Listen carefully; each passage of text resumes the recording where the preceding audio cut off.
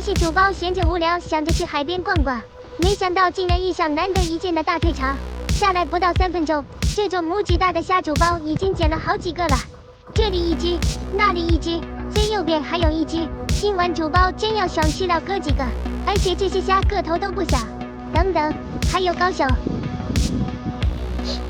OK， 还没臭，先把这些虾抓完，不然待会来同行就麻烦了。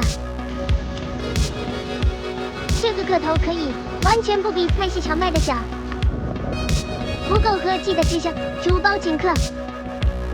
很明显，他死之前还是活的，虽然还没臭，但我今晚只吃新鲜的。说到新鲜，怎么把你给忘了？有多远滚多远，别把香香暖暖的大虾熏臭了。最近都没怎么见到哈基罗，但是花甲却变多了，所以主包认为他俩可能是在轮班。666，赶海还得是晚上来了，鲍鱼这一块确实没话说，感谢施主的馈赠。兄弟们能看到这大蟹钳吗？目测有2根手指大，这螃蟹应该有个1斤多。不好，它要跑！我去，这洞太深了，根本够不到头，关键它还往更深处跑了。喜欢躲在里面是吧？主包满足你。入蟹为乐这一块，小东西，我现在火气很大，你最好不要有什么反抗的举动，不然我很难保证你的完整程度。我去，系统补偿这么快就到了。不是哥们，你下半身的，出场的时候忘记勾选了。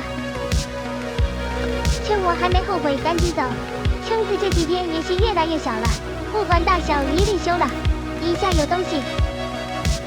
这种螺主包也不知道叫什么，实际的口感还挺好的，藏得不错。可惜在绝对的视力面前，你精心的伪装显得像个萝莉。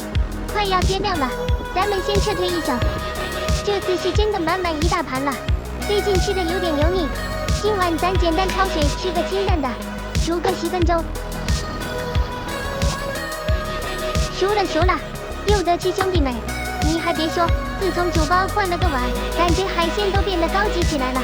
主包现在有一种坐在5星级饭店吃饭的感觉。这虾好吃，又鲜又甜，简直了！这种螺有点苦味，好在口感偏软，不然真就拉完了。这螃蟹肉还挺厚。